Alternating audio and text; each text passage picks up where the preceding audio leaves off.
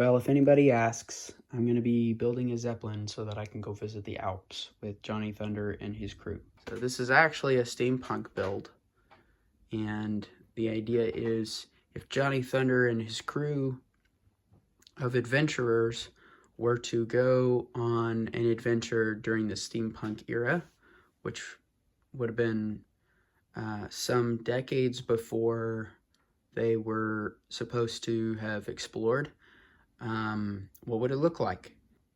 Now, some people have asked if I'm going to skin this thing, and that is to put an envelope around it. The answer is no. I'm not going to do that because why would I hide all this beautiful machinery? There are several things I want to do with this. For one, for starters, I need to take this cross section here and put a similar one on this end right here. And what this is going to allow me to do is then tie lift arms all the way down the length. And the reason I want to do lift arms instead of axles is because axles can pull apart. And so by doing this where I lock lift arms together, it's going to keep it from wanting to pull apart, at least from this section to this section. And that's the weakest part of the Zeppelin. You can put lift arms into these grooves. And so I'm going to put a structure that basically is going to push on these gears. Not really push, but just keep them apart a certain distance. So that by this push-pull arrangement, it should be very strong and maybe even swooshable. That would be nice to be able to pick it up and just like move it around without worrying about it just disintegrating.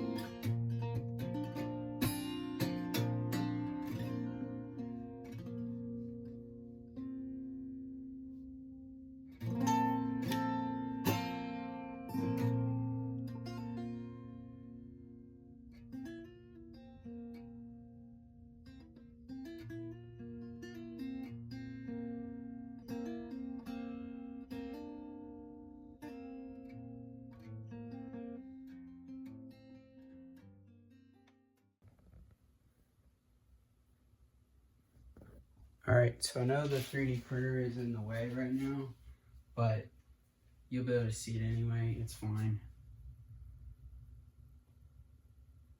Not a second hand, just one-handed, even just 2 fingers. Yo, that is cool. Okay, like now it's obviously back heavy. I'm definitely gonna have, like the frame twists, I'm gonna have to strengthen it for sure, but this is promising stuff.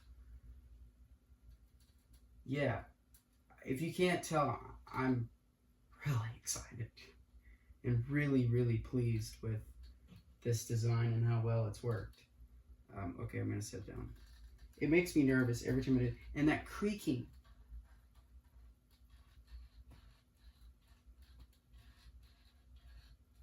It's just, ugh. But still, it's so good. So good. I'm so happy with this. So let's bring it in closer a little bit. Yeah. So there she is. And of course, I'm going to put some angled bracing from the, very similar to this. So I'm going to put a cross brace horizontal, not just vertical, on both ends, hugging either side of the gear. And then from there, and also from this, I'll do some angled supports. Probably not on the top here, because it'll get in the way of the handle action.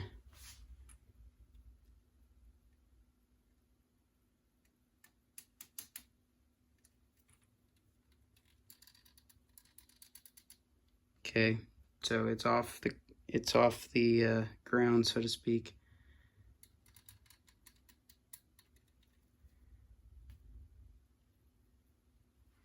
Now, I'm confident that it'll stay up without the foam, but it's just for safety's sake that the foam is there. It also keeps it from rolling a little bit better. I'm very happy with this. I'm making progress.